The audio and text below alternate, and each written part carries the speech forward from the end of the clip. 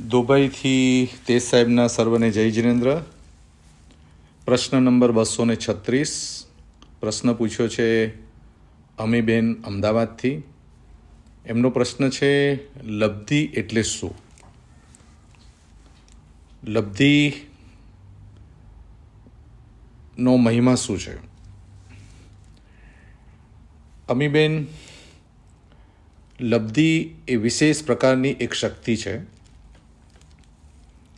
અને ગૌતમ સ્વામીને 28 લબ્ધિઓ હતી. એમાંથી કેટલીક લબ્ધિનો ઉપયોગ કર્યો હતો અને કેટલીક લબ્ધિનો ઉપયોગ એમને નહોતો કર્યો.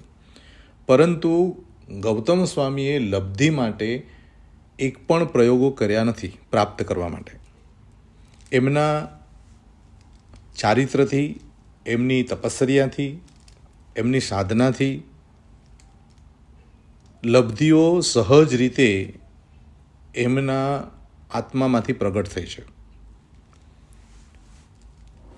એટલે જ કહેવામાં આવ્યું, અંગૂઠે અમૃત વશે લબ્ધિ તણા ભંડાર, ગુરુ ગૌતમને સમરીએ તો મન વાંછિત ફળદાતાર. અંગૂઠો એટલે પગનો અંગૂઠો નહીં, પણ હાથનો અંગૂઠો છે.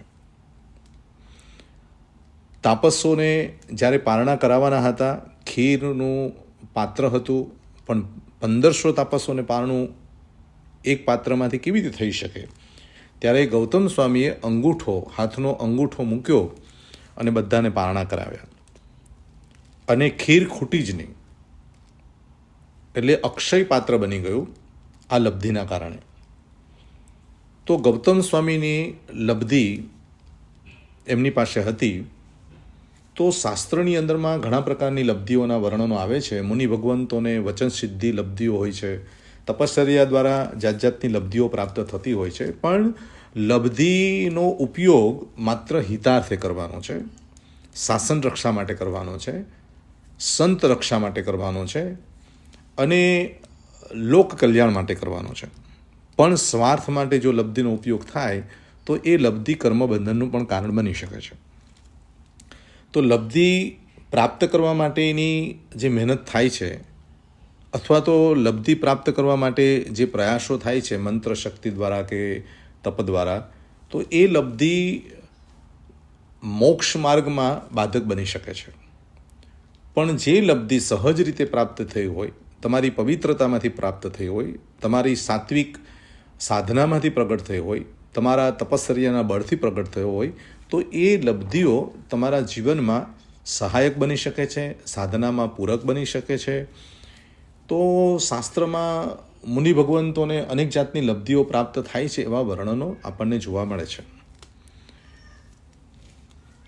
અને લબ્ધિ દ્વારા કંઈક સારા કાર્યો કરી શકાય છે, થઈ શકે છે. કેટલાક આત્માઓને સુખ, શાંતિ અને આનંદ પ્રાપ્ત થાય તે માટે થઈ શકે છે.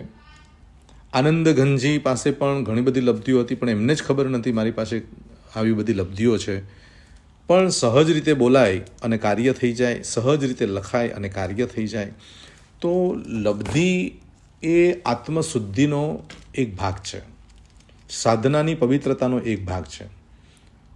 લબ્ધિ દ્વારા અનેક જીવોને શાંતિ આપી શકાય, શાતા આપી શકાય, શાસન રક્ષકના કામો થઈ શકે.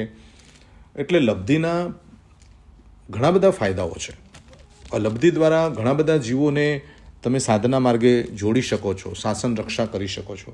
પણ લબ્ધિ પાછળ વર્ષો કાઢી દઈ અને મૂળ સાધના, આત્માની પવિત્રતા, આત્માની શુદ્ધિની મેન જે સાધના છે એ ચૂકાઈ ના જવી જોઈએ. એટલે લબ્ધિ એ સાધકોનું ગોલ નથી, પણ એમની સાધના દ્વારા જ આ લબ્ધિઓ પ્રાપ્ત થઈ જાય છે.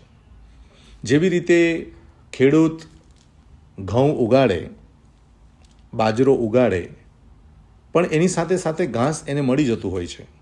એવી રીતે સાધક સાધના કરે, એના ફલ રૂપે એને મોક્ષ પ્રાપ્ત થાય છે, શાંતિ પ્રાપ્ત થાય છે, પણ ઘાસ રૂપે લબ્ધિઓ સહજ પ્રાપ્ત થતી હોય છે. એટલે અંગૂઠી અમૃત વશે લબ્ધિ તણા ભંડાર, એટલે લબ્ધિના ભંડાર હતા ગૌતમ સ્વામી.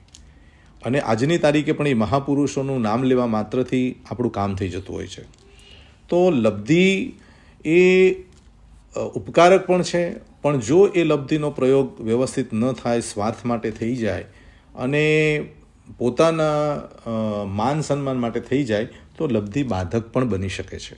બરાબર છે અમીબેન? એટલે લબ્ધિ એક પ્રકારની આત્મશુદ્ધિ છે, ચારિત્રની શુદ્ધિ છે, તપશ્ચર્યાની શુદ્ધિ છે, અને એમાંથી આ પ્રાપ્ત થાય છે. મેળવવા માટે મથામણ નથી કરવાની, પણ તમારી પવિત્રતા, તમારી ચારિત્રનું બળ એ તમને લબ્ધિ આપી દેતી હોય છે. અને લબ્ધિ પ્રાપ્ત થયા પછી તમે અનેકોના કાર્ય કરી શકો છો. એટલે કહેવાય છે કે લબ્ધિ મેળવવા માટે મહેનત નથી કરવાની, પણ મળી ગયા પછી એનો સદુપયોગ કરી અને શાસનનો, સંઘનો, સમાજનો ઉત્થાન કરવા માટેનો જો પ્રયોગ થાય તો જરૂર એ લબ્ધિ પણ આપણને સહાયક બની શકે છે. બરાબર છે? જય જિનેન્દ્ર.